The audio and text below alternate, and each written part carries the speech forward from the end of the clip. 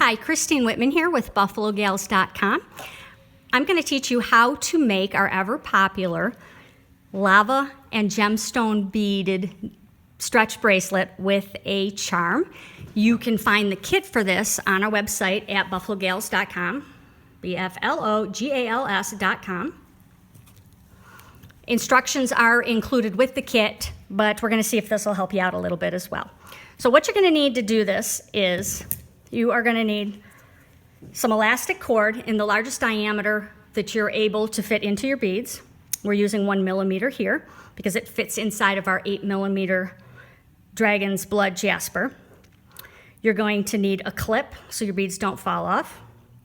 You're going to need your lava beads, your gemstone beads, a special barrel bead that's large enough to hide the knot in, and 2 accent beads to accent the transition between the lava beads and the gemstone beads. You're going to need something to cut the ends, and you're going to need some flexible glue to glue the knot. You don't want to use super glue or nail glue or anything that's going to ruin the integrity of the rubber on the elastic cord. E6000 is kind of an industry standard. You can find that just about anywhere.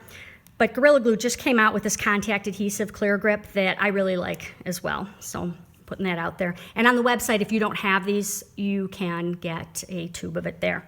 Now, for this kit that is online, we've already attached the charm to the barrel bead.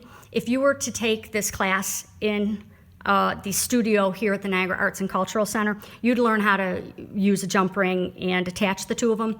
But because of the quarantine, we can't obviously have the workshops, so we're selling the kits online, and we're including this so that you don't have to have the tools needed for that. And you can use, for cutting, you can use nips like these, scissors, nail clippers, anything at all. All right, so the first thing that we're gonna do is get a 14-inch piece of elastic. And here, this is the most important thing here. We are going to pre-stretch it. In the instructions, it's going to tell you to pre-stretch it 10 times. Now, the idea behind pre-stretching your elastic is that you're thinning out the rubber or the latex, which will allow you to make a tighter knot. And then when the material goes back to its original shape, it's going to be shrinking in on itself, which is going to effectively make your knot tighter as well. So we're going to pre-stretch this quite a bit. Then, so that the beads don't fall off, I'm going to put a clip on it.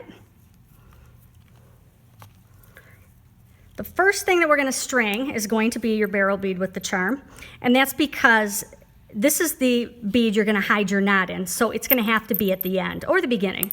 I like to put it on first.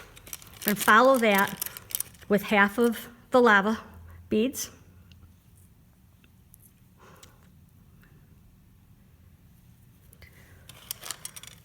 It'll be 4 of them. 3, 4. And now to transition between the lava beads and the gemstone beads, I like to have some kind of an accent. So I'm going to put this stainless steel ring on. Now we're using stainless steel because stainless steel will not react to the essential oils that you can put on your lava beads if you like. It's also going to last forever. Stainless steel is fantastic. I absolutely love it. Now you're going to follow up the ring with your gemstone beads. In the instructions, you will have a chart that will tell you how many beads you need for the size bracelet that you want to make.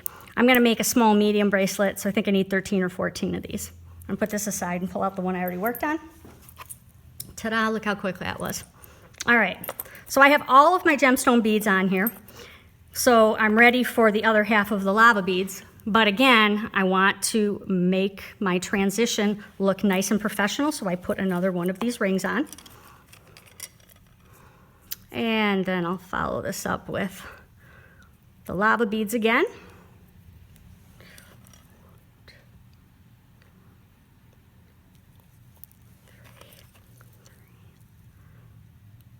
Okay.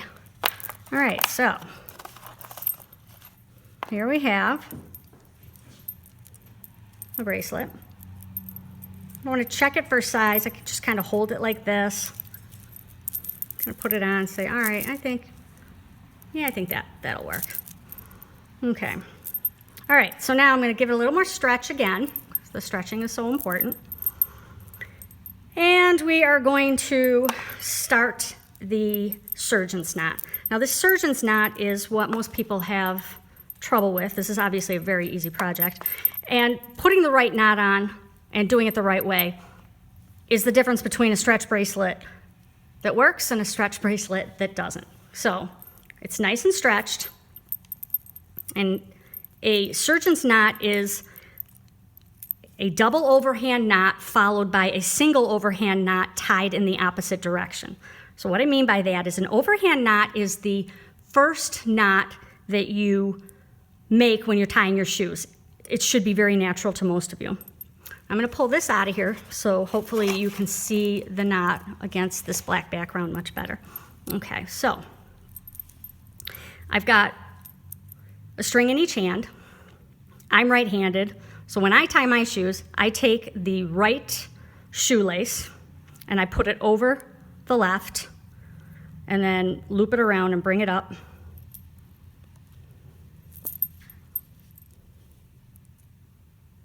And that's an overhand knot. Okay. Now to make it a double overhand knot, I just take it around a second time. See what that looks like there? Okay. So it's basically, I'm going to do it again. It's basically like I'm tying my shoes. I do whatever's natural. When I tie my shoes, I do this, I pull it over, then I pull it tight. But in this case, I'm going to take it a second time. So it looks like this. Now I'm going to pull it up here. Now it's time to do the overhand knot in the opposite direction. And that gets a little confusing at times because we so naturally do an overhand knot in one direction. So instead of doing it the opposite direction, I like to switch hands. So I'm basically turning my knot around. So I put the string that was in the right hand into the left into the right, and now basically my double overhand knot is reversed. Which means now when I do my single knot, I can just do it the way I would naturally when I tie my shoe. And now I'm gonna hold this tight.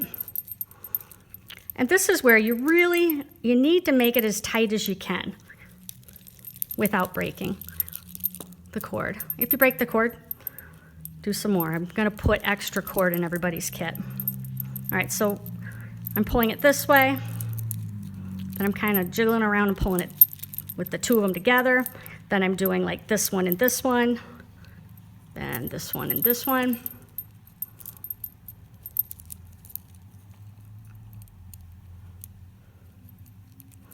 Okay, all right. Now I'm gonna let it sit here and make sure, is it staying or is it coming out? If it's coming out, we're gonna do it again. This is staying. Okay, so now I'm gonna do the whole thing over again. This time I'm gonna take it the single first. I'm gonna go single knot. I'm gonna switch my hands and do the double overhand.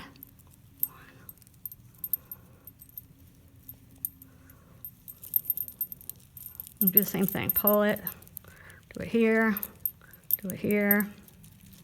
Okay, all right, I'm pretty happy with that.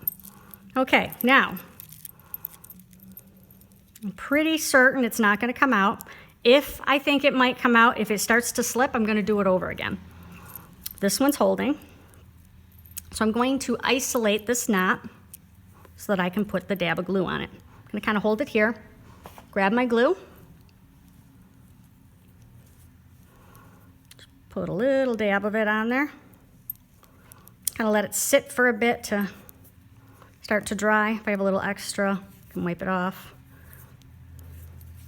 I'm gonna give it a second. You should let it sit for about 30 seconds. I'm gonna go a little faster so you don't have to sit here watching me for too long. Now I'm gonna take whatever I have to cut, and I'm gonna cut at about maybe a 1/2 inch. I'm gonna leave these tails on here. get the big pieces out of the way.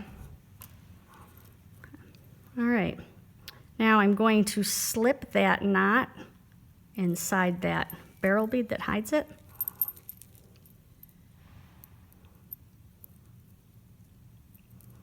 There we go. Okay. All right, now we're gonna let it sit for 24 hours and then come back tomorrow or later and snip the ends in a little bit tighter. You don't want to snip them too close and cut the knot. And there you go. Ta-da! Thank you.